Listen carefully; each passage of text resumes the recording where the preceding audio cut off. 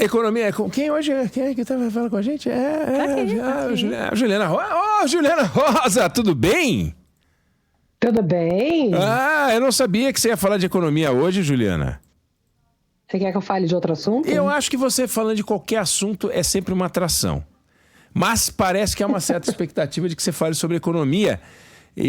Porque falamos do pacote e pelo que disse o presidente do Senado, pelo que eu entendi do que disse o presidente do Senado, ele jogou, não digo água no chope do governo, mas ele fez um freiozinho de arrumação ou não?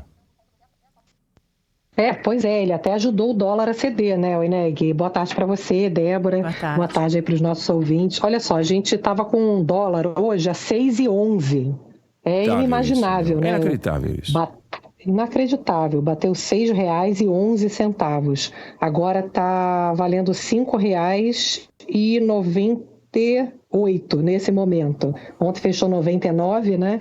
Então agora está R$ 5,98. Isso porque o Rodrigo Pacheco, presidente do Senado, e o presidente da Câmara, também o Arthur Lira, se posicionaram com o que o governo deveria ter tido, que é a responsabilidade fiscal, né? O Rodrigo Pacheco falou que a questão da isenção do imposto de renda, embora seja um desejo de todos, não é pauta para agora, falou ele. Só vai poder acontecer e somente se tivermos condições fiscais para isso. Se não tivermos, não vai acontecer.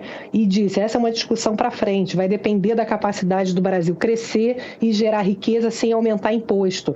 E aí o senador Rodrigo Pacheco reclamou do modo como o governo ficou preocupado com a impopularidade na hora de anunciar o pacote fiscal necessário. Ele falou, olha, se tratando de política fiscal, preciso afastar o medo da impopularidade que constantemente ronda a política.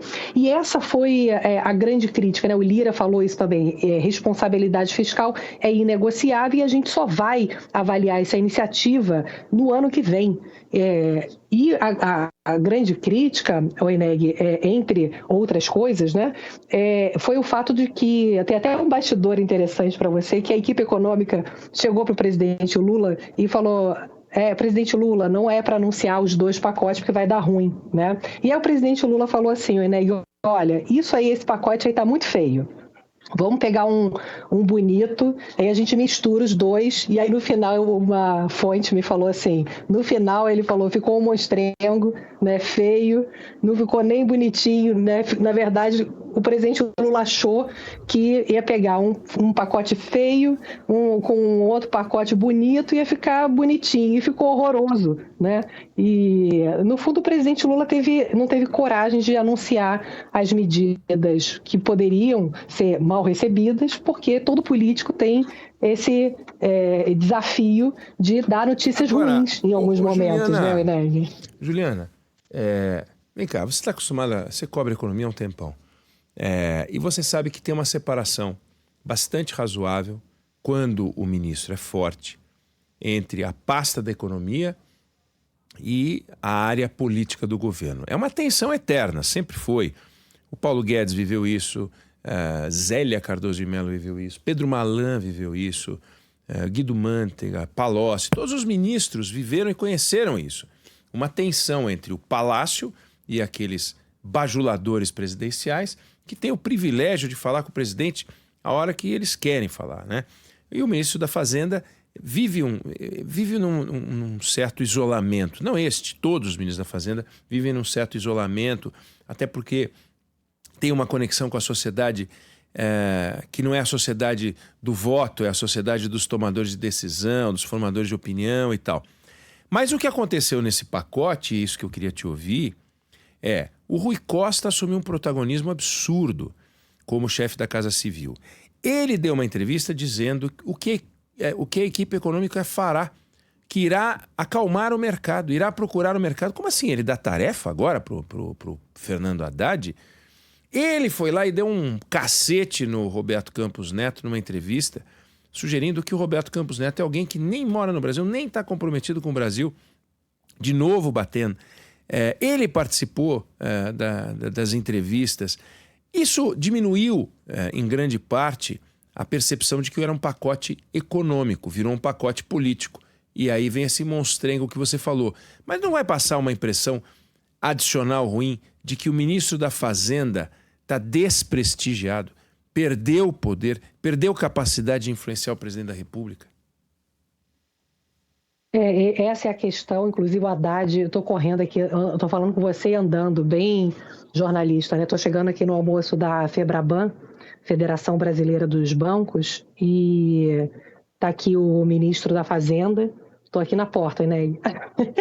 E está o Haddad, está o Galípolo, está a Simone Tebet, e aí o Haddad está começando a falar, justamente falando que, às vezes, olha o que ele falou agora, está falando agora, estou aqui entrando e recebendo aqui as manchetes. Ele fala assim, às vezes temos que convencer o presidente Lula do que dá e o que não dá para fazer.